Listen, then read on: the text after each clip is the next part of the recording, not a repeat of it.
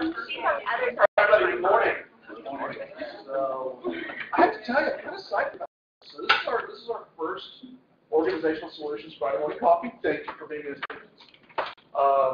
This idea came up actually from conversations we were having with peers in the industry about that it wasn't just a good research. You sit through PowerPoint presentations and you can go to seminars and do all that sort of great stuff. But when was the last time we just kind of sat around and talked about issues?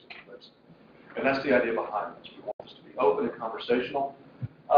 First of all, I'm Rob Johnson with ATI. I'm in the Training and Development Group.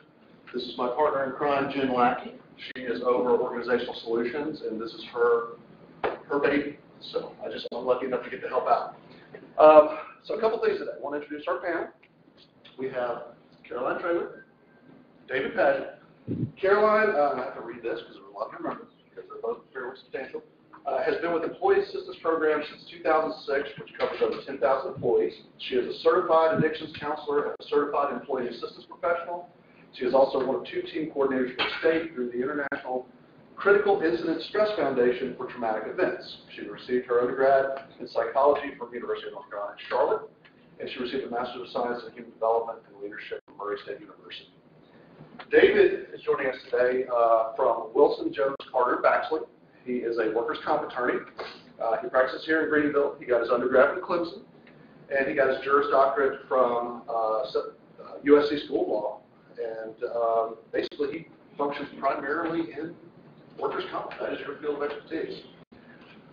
We are going to make sure that we are respectful of everybody's time today. There's a few things we're going to ask. You have index cards in front of you. We want this to be an open conversation. We have some questions that we've already received. So we're going to start with those, but if you have questions, you can do one of 2 things. Throw your hand up throughout the question, or if you would like to, just write it down on the card and kind of hold it up, and I'll come grab it, and we'll get it to the facilitator. Jen's going to handle the facilitation today. We have a number of people who have already signed in online, so thank you for those of you that are joining us online today.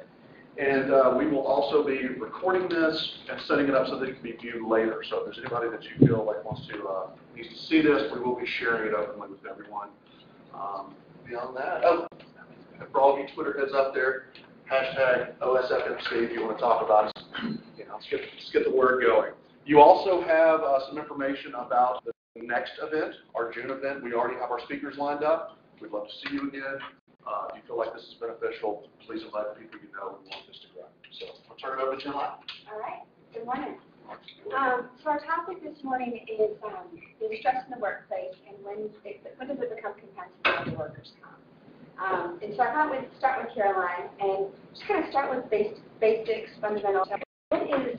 What is stress and when does it become a concern in the workplace? What does it look like?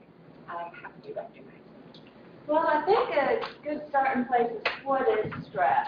Stress is an emotional and a physical response to some sort of event. And there are 2 types of stress. We've got acute stress and chronic stress. And acute stress is when we get met with a stressor. We typically have 2 responses that are automatic. It's a fight or flight syndrome. You may have heard of it, where we get met with a stressor. We either push through it or either we check out. And what we're seeing in the workplace is chronic stress, where it just continues and continues and continues.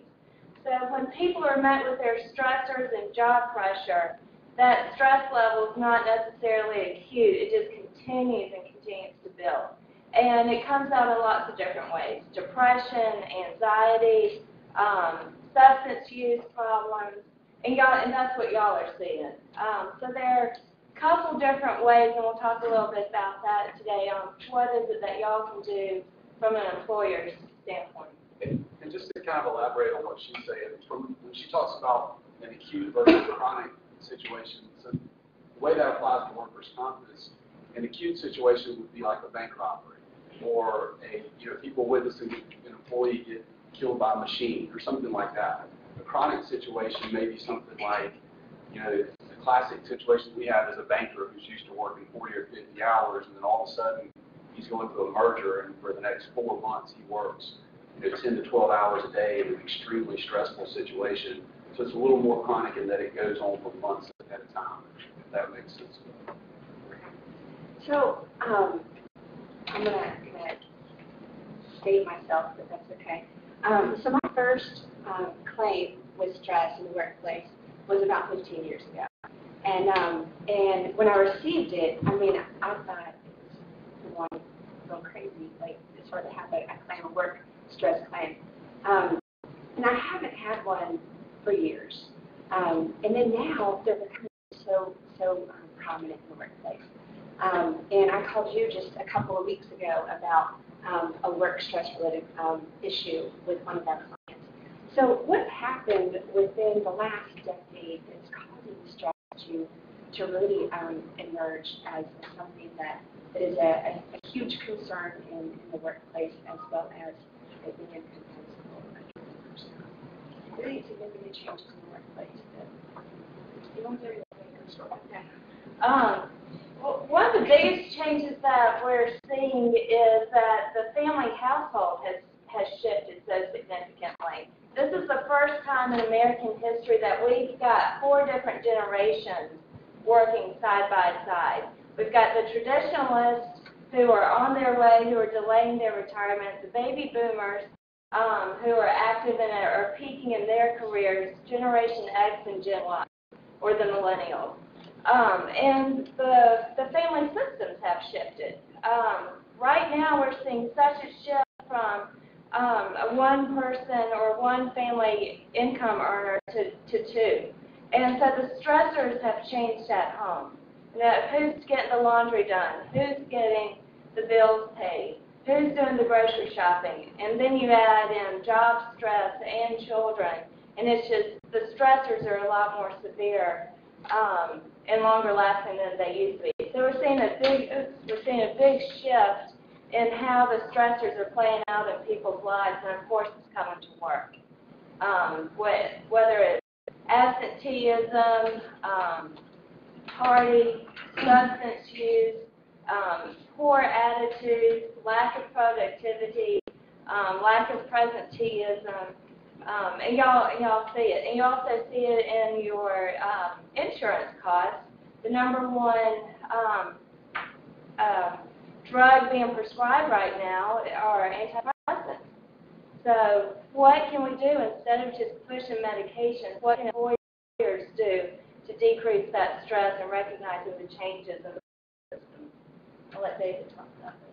Yeah, and in workers' comp, to answer that, it's kind of twofold. In one sense, I mean, especially some of y'all who've been working for a long time know that there's been stressful situations before.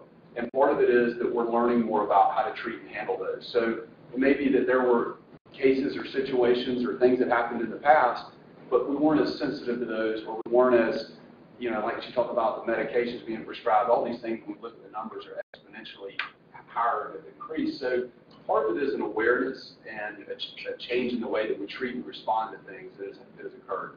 The second part is that work in a lot of situations has gotten more stressful, and they do pile more things on more people, and especially we've seen it really even more so since the economy went down. A lot of places, let a couple people go and just put their responsibilities on other people. So in other words, they got leaner in the workforce and gave more responsibilities to people, and we've seen a lot of stress from those situations.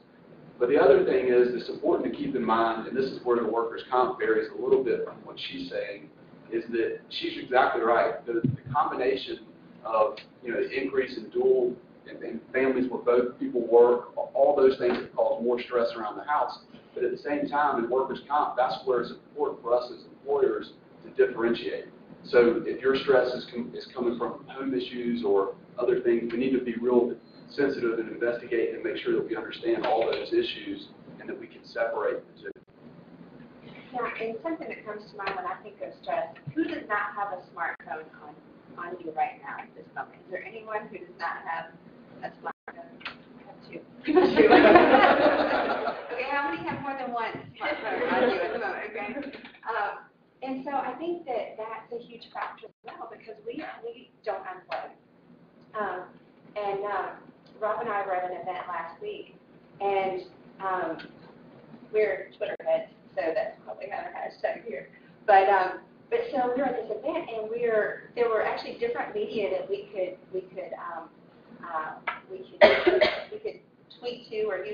They had their own app. And at the end, I had a great time, but I was exhausted. I was stressed. It was nonstop. And so I unplugged. And one evening, and the next day we're regrouping, and I was like, "Are you alive?"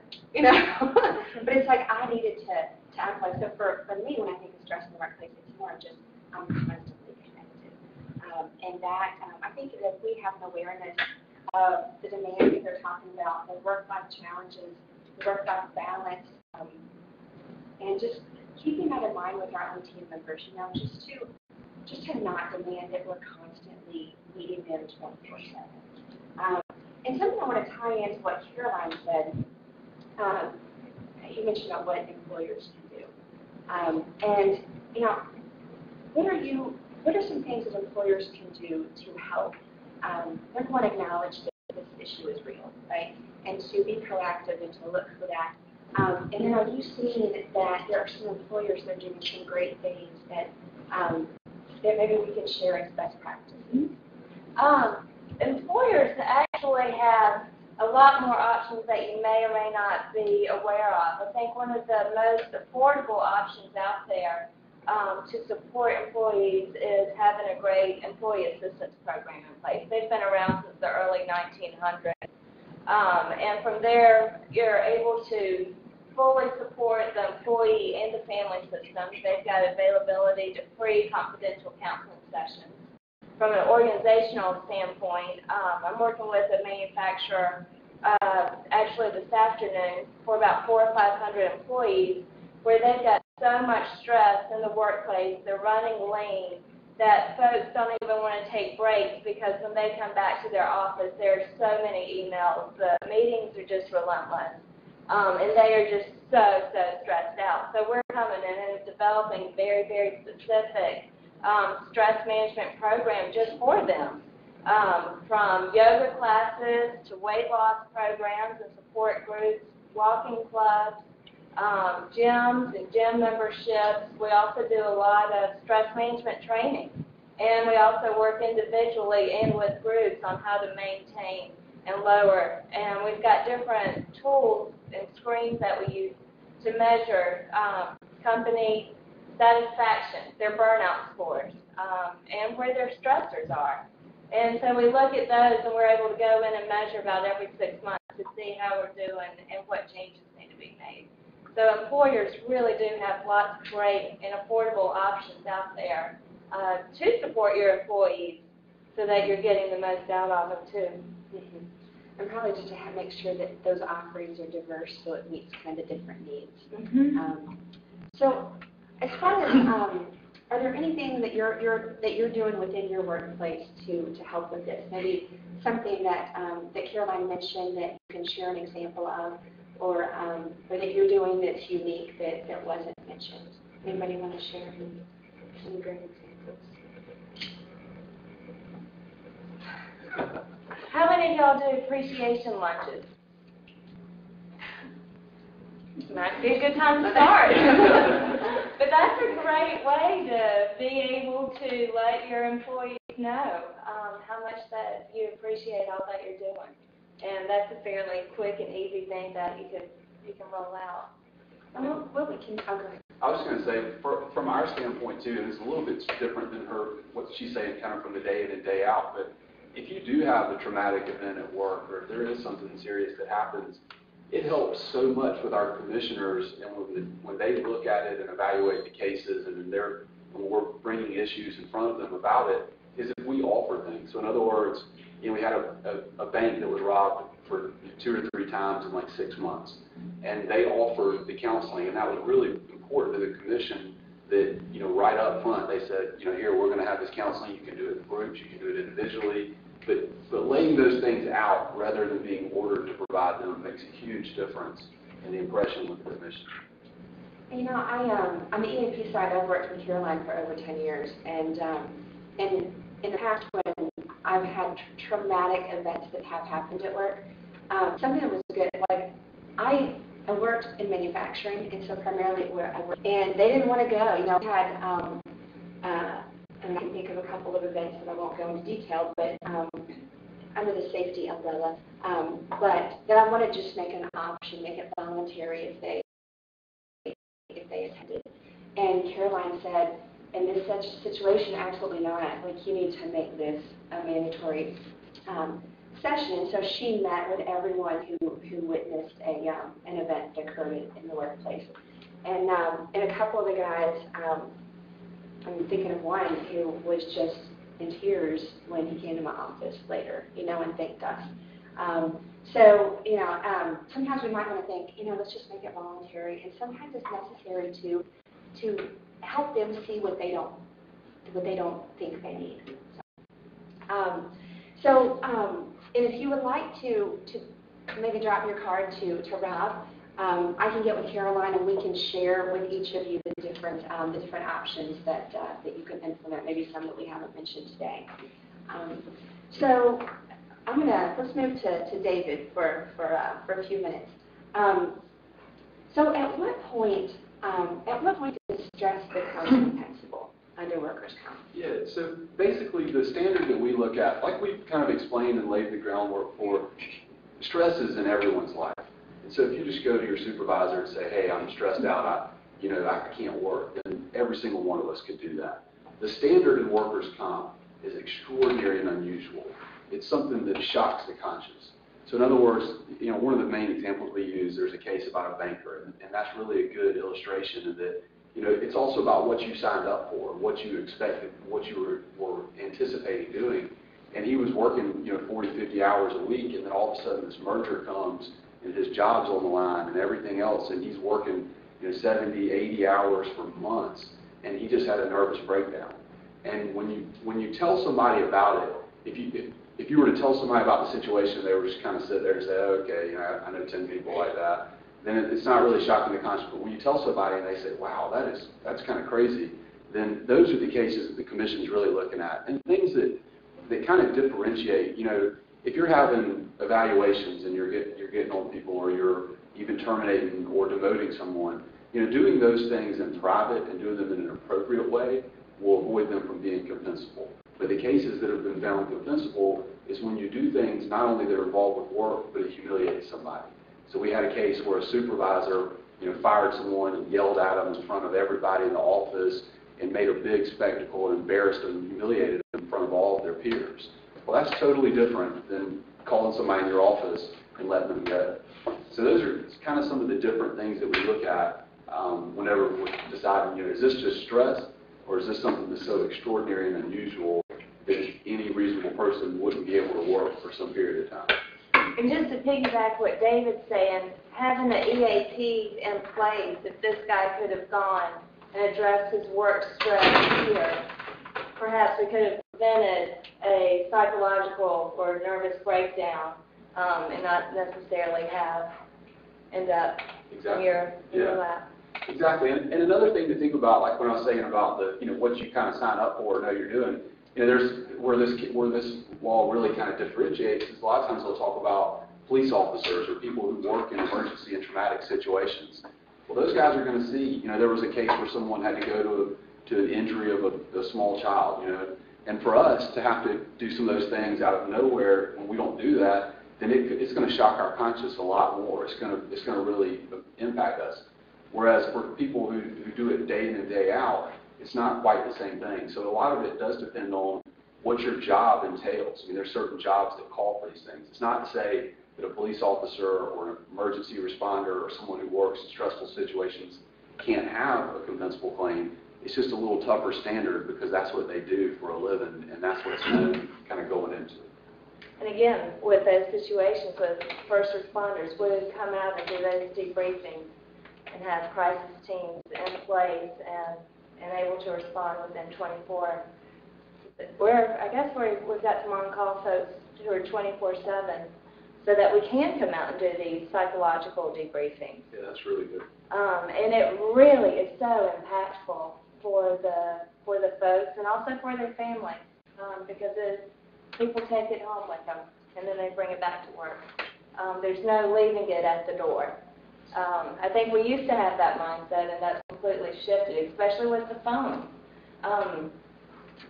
Going back to what Jen was talking about, being so technologically advanced, it has also become intrusive, where work is now inside our house.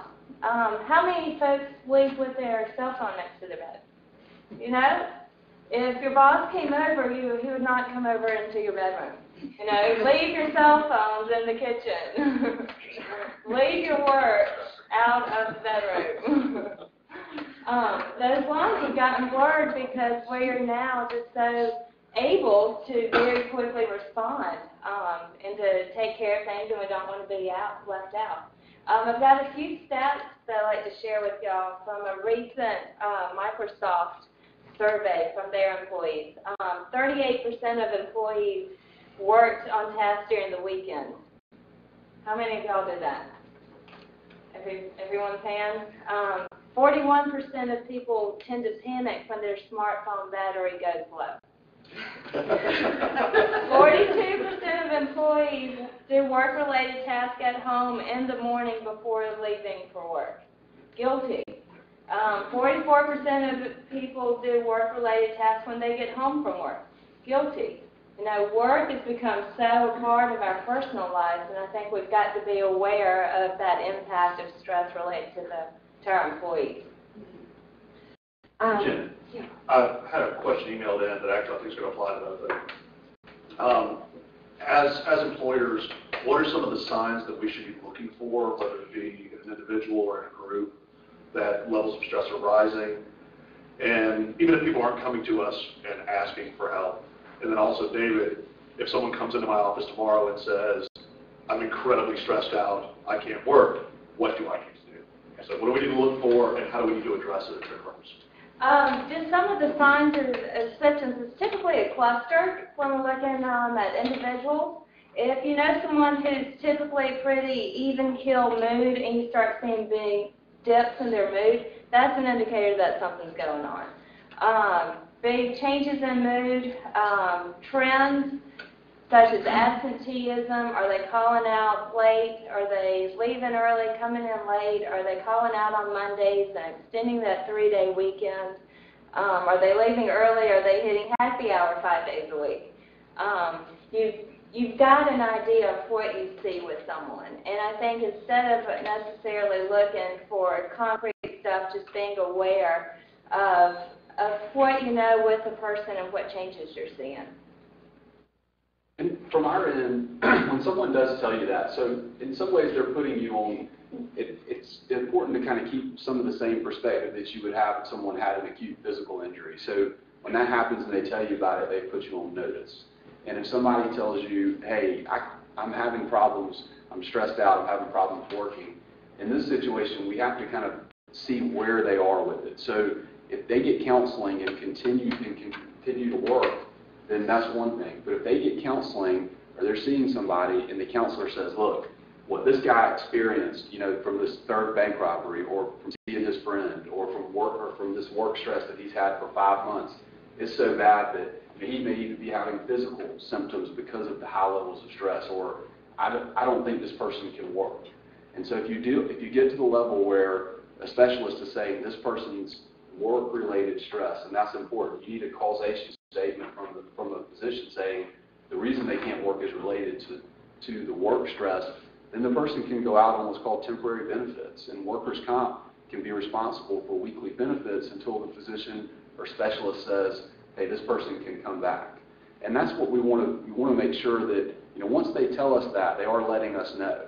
Now, like I was saying earlier, we certainly want to investigate the other personal issues that may be going on. You know, occasionally we'll have people, a lot of times we'll have a lot of stress and anxiety claims that are related to physical injuries. So what we're talking about today is what's called a mental injury.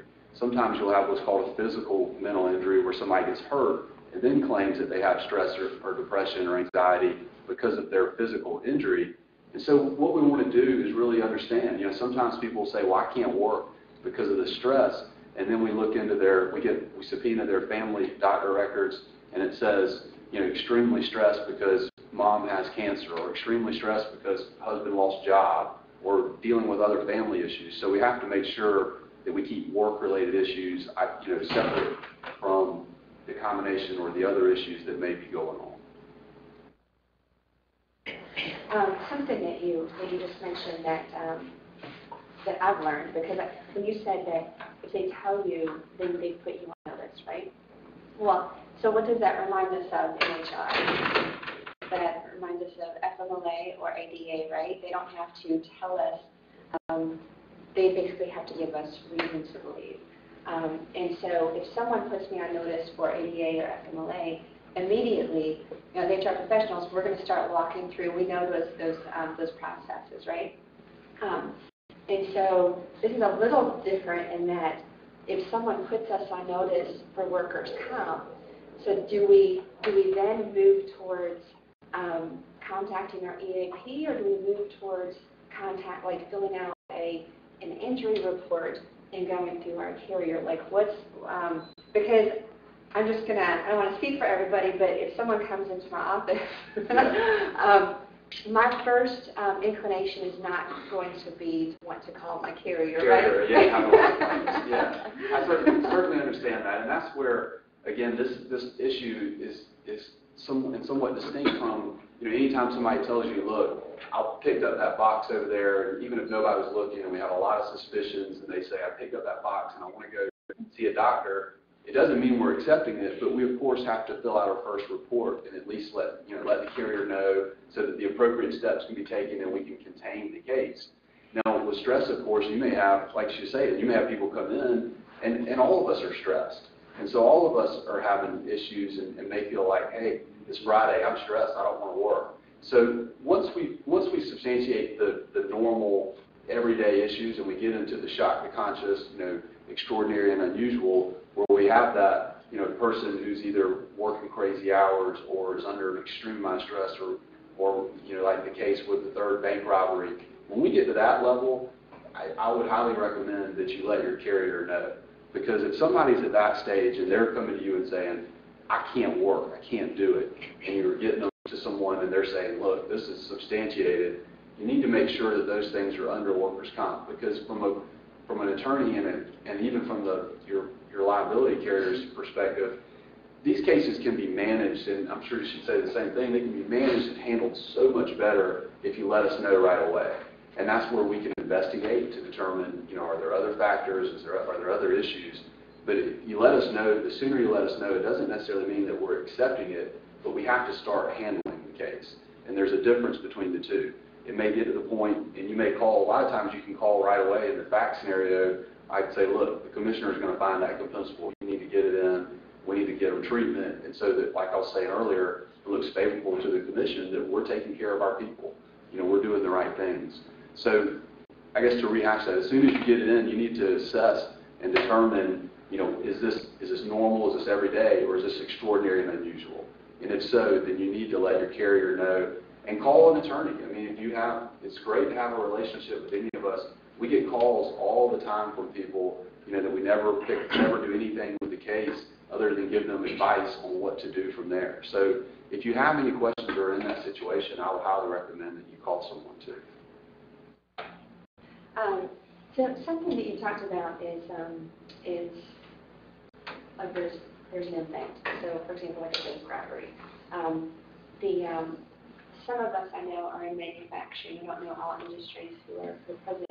But let's say a serious work-related injury where it even may result in death. That's extreme, right?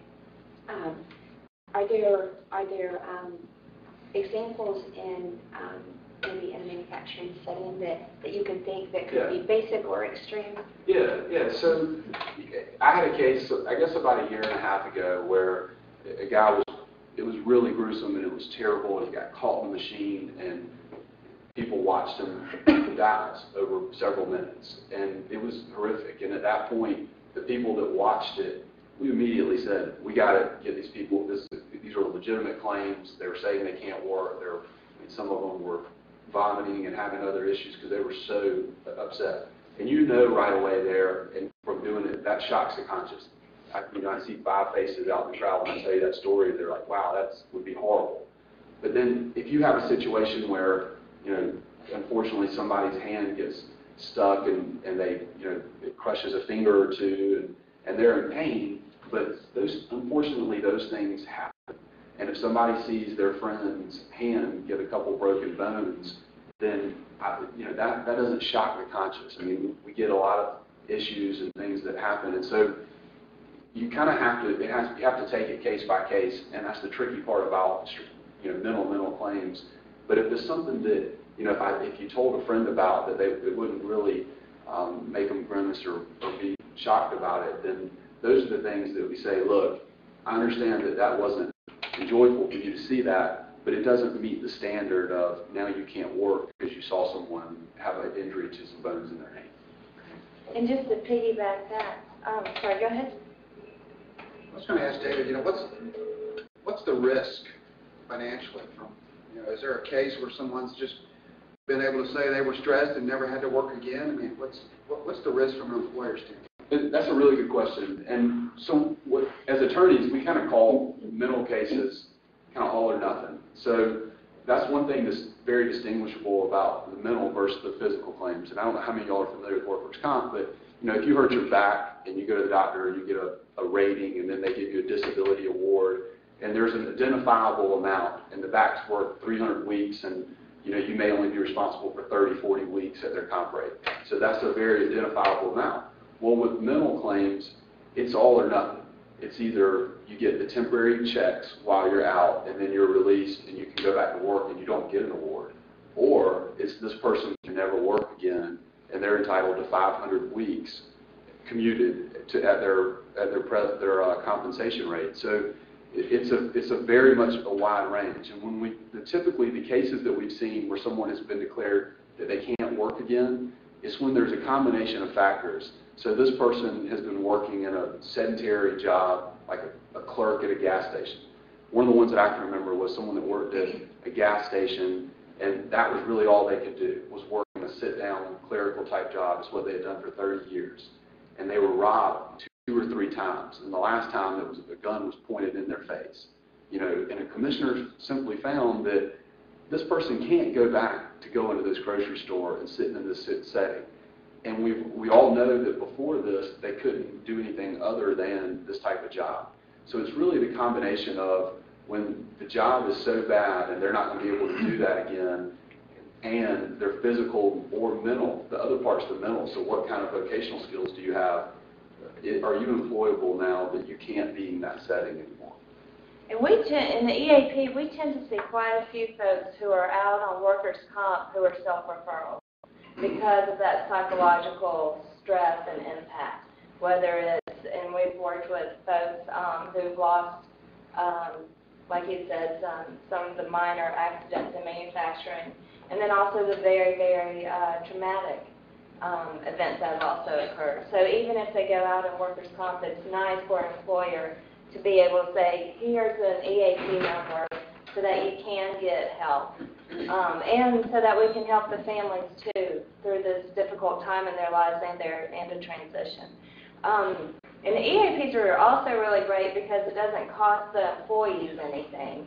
The average rate for a counselor in our area is $120 an hour. That's a lot, and especially if you're going 4, 5, 6, 10, 12 times, there's not a whole lot of people that can afford it. And so EAPs are really nice to have that option. And a therapeutic hour isn't 60 minutes, it's 45 minutes. So $120 for a 45-minute session, that's a lot of money. So EAPs are really a great tool for employers to be able to help out folks so that they can get that help. And it's affordable. Yeah. And the training sessions that are And all the tied training into sessions. that as well. Right. Go ahead, Rob. We just got another email. Often stress is treated like it's no big deal, sometimes it's shrugged off. How do you create a culture from scratch where work-related stress is really taken seriously, and how do you reinforce that? I think you're constantly evaluating what's the organization doing, where are the changes, and what kind of culture do you want to have? Are we going to run 8 to 5? You have to be here 8 o'clock sharp. There's zero flexibility. Your lunch hour is 12 to 1. Or is there going to be a little leeway? Is there a 15, 30-minute leeway? Are we having a quiet hour? From 1 to 2 o'clock every single day, there will be absolutely no meetings. And that's one of the things that we're implementing with the manufacturer of about 400 to 500 within the next month, is having quiet time and quiet hours. So even if the culture has existed for a while of running lean and being very, very stressful, there are things that you can do to change it. And change starts at the top, and y'all know that. You've got to have the buy-in and the support up top in order for everyone else to be willing to change.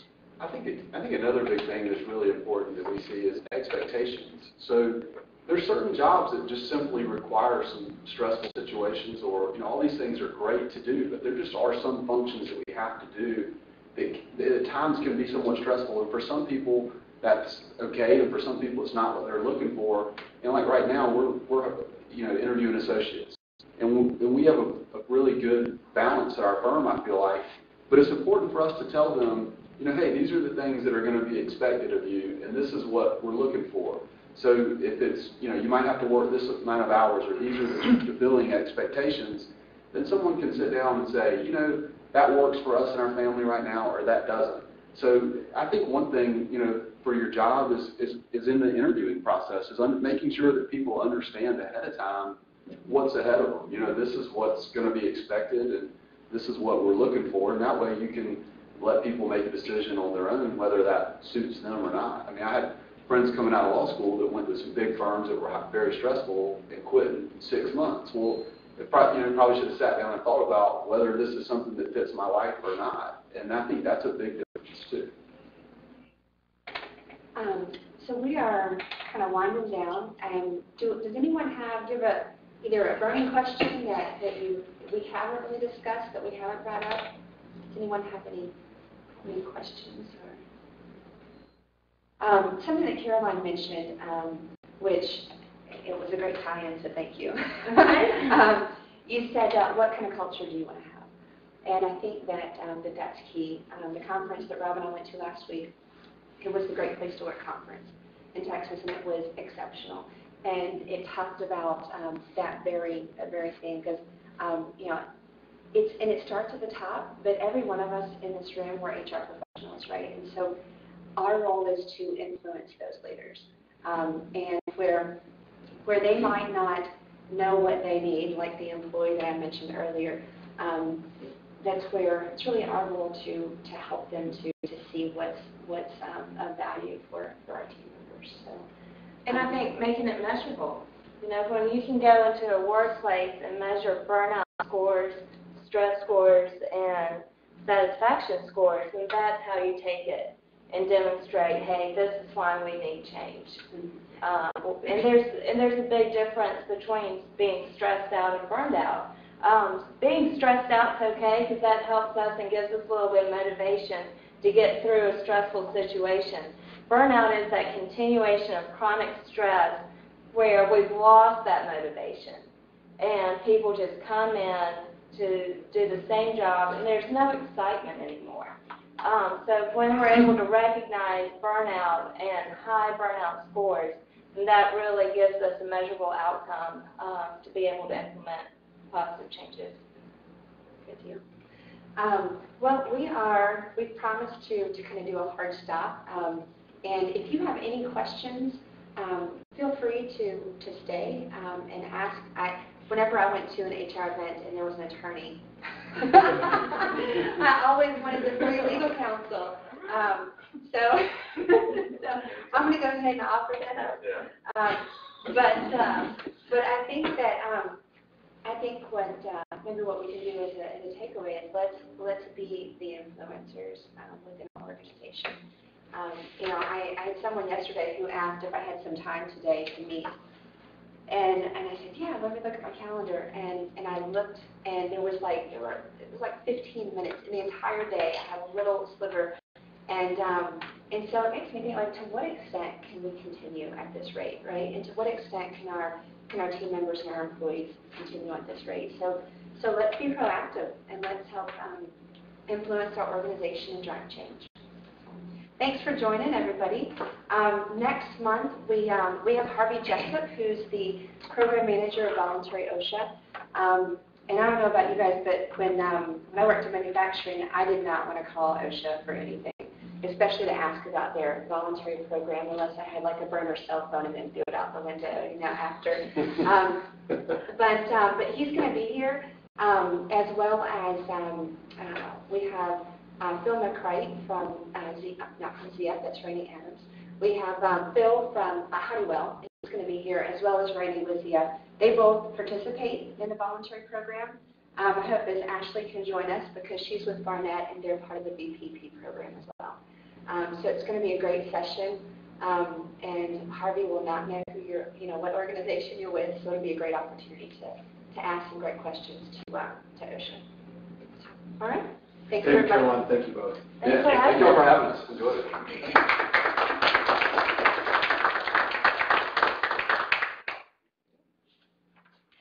have some questions.